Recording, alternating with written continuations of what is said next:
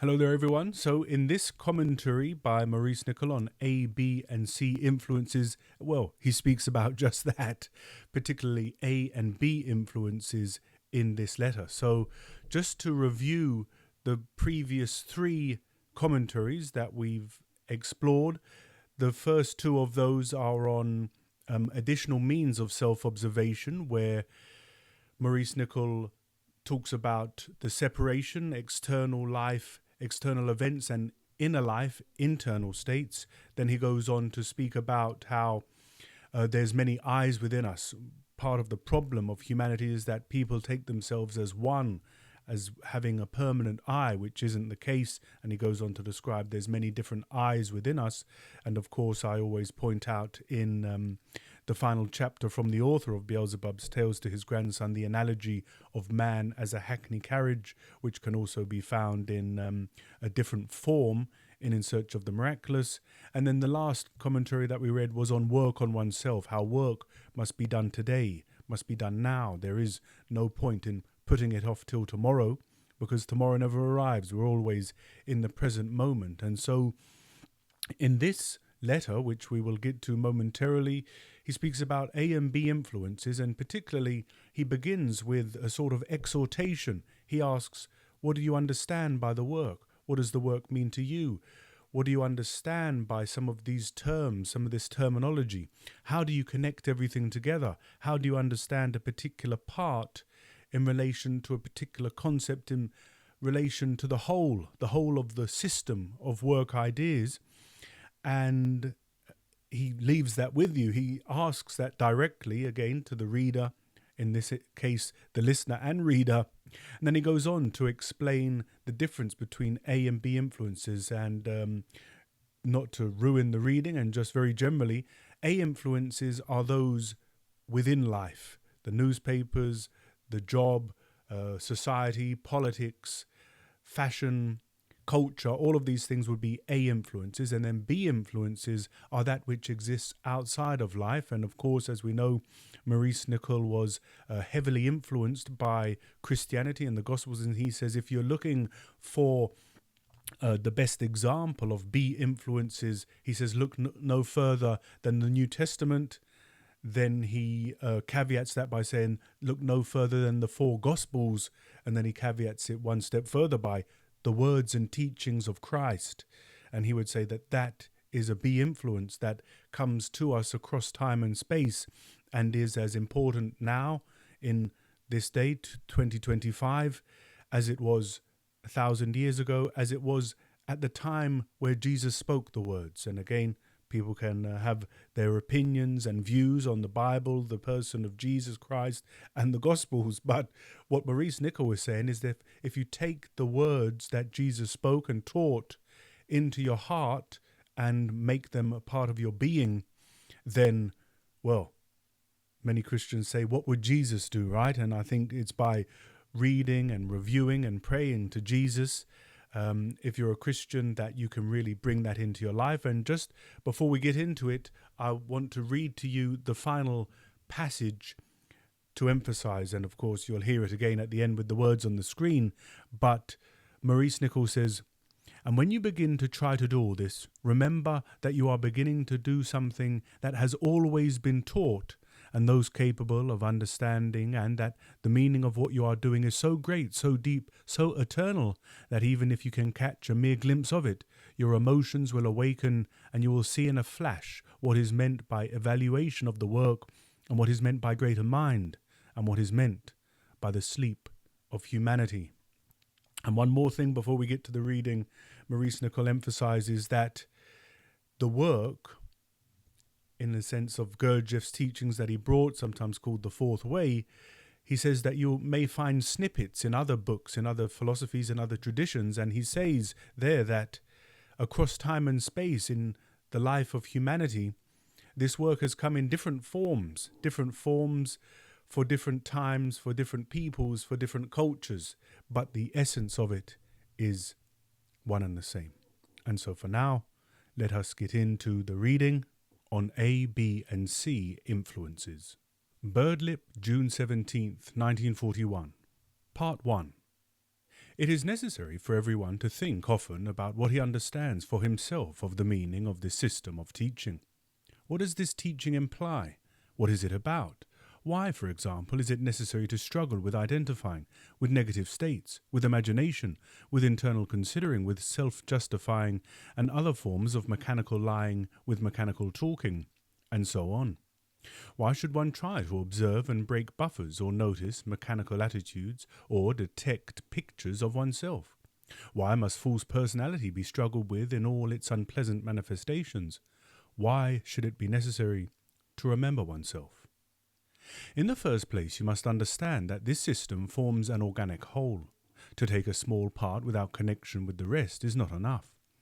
It is not enough because the meaning of the whole teaching reflects itself into a part of it, and in order to feel the meaning of any one part of it, such as what it says about self-justifying, for instance, it is necessary to have some idea of the whole. Merely to say to oneself, I must observe self-justifying in myself and try to stop it, while it may not be useless if it is done sincerely and may show something to oneself that one had not realized, can easily become a mechanical action, that is, one that is done without conscious meaning. Consider for a moment what it means that this system is an organic whole. The meaning of this work as a whole and the related meanings derived from the general meaning right down to the smallest meanings all stand in connected relation to and with one another. Its organization is like that of all living things, as for example, that of the body. In the body, the smallest parts unite to form larger parts, and these combine to form the body as a whole. Everything is connected with and related to everything else. Knowledge of this system demands knowledge of the details and the parts and the whole, and if this system were not organic in the sense explained above, this would be impossible. People often say of one or another detail or part of this system, oh, that is like something I read in a book. Or they say, oh, that is like what so-and-so teaches, or what this or that philosophy or religion says, etc., etc. It is quite true that if you read certain kinds of literature, you will find a sentence here or a sentence there which reminds you of something in this work. But all these are fragments. They are merely separate bits, not in any organized relation with any whole, and isolated by themselves, are useless. Let us suppose someone comes across a sentence in some old book in which it is said that man is asleep. He may imagine for a moment that he has found the system in the book, but if he looks more closely he will see that it is an isolated statement. It is without connection and so without any organic relation with any other ideas. And if he compares this detail with all that this work says about sleep and about awaking, about different states of consciousness, about mechanical and conscious humanity, and about all that it is necessary to do in order to awaken out of sleep, he will realize that the man who wrote the book had merely heard something, but had no real knowledge.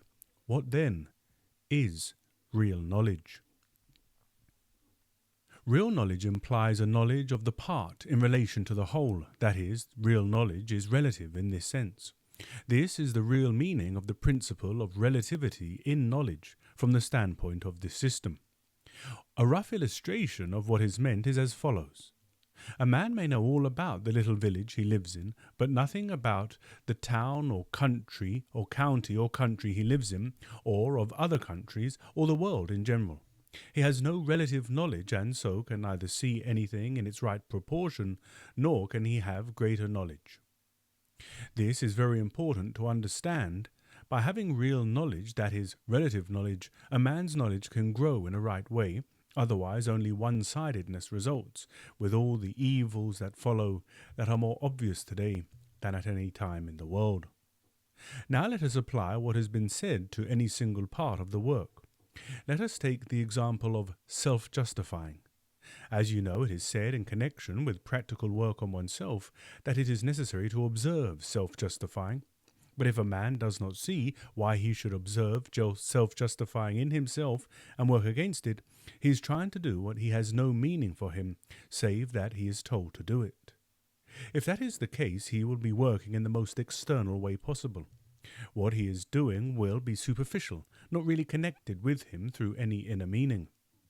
To work in this way is little else than to give a sort of lip service to the work. And still worse, he may be doing it for the sake of meritoriousness, just to say that he is working, especially if he speaks of it. And he will not see that it is exactly self-justification, that is, the root of feeling pleasure in meritoriousness, which only strengthens false personality, having nothing real or genuine in it. You will now understand why it was said at the beginning of this commentary that it is necessary for everyone to think for himself about the meaning of this teaching. Unless he does so, he will do everything in a vague external way, without seeing or understanding what it is all about, and without having any force to work.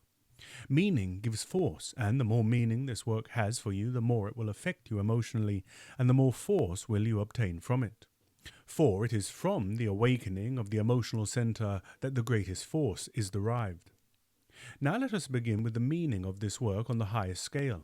Let us begin, as it were, from the top. What does this work mean? You have all heard it said that there are two quite different kinds of influences existing in life, entitled respectively A and B influences in this system. A influences are created by life. They arise within the life of mechanical humanity from the interests of business, money-making, science, sport, politics, from the interests of conquest, intrigue, crime, power, from the interests of wealth, position, display, and possessions, and from all the necessary interests of food, clothing, housing, law, order, and so on. You have only to open the newspaper to see what A influences are and to understand how they are created by life and arise within the life of humanity. All these interests develop personality, and in time from personality, especially false personality, other interests arise which become part of human life and which again are A influences. But there exist also in life influences of a quite different kind, called in this system B influences. These do not arise from life.